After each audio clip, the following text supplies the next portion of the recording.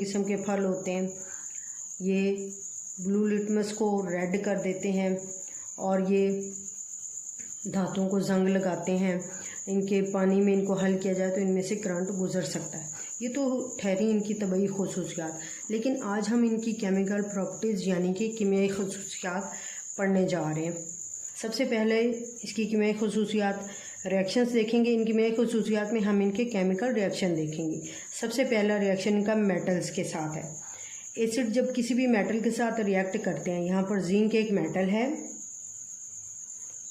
ये मेटल जब एसिड के साथ रिएक्ट करती है, यहाँ पर सल्फ्यूरिक एसिड है H2SO4, इसके साथ रिएक्ट करती है तो इसके सूरत में बनता है ZnSO4। ये एक साल्ट है और साथ में हाइड्रोजन गैस खारिज होती है।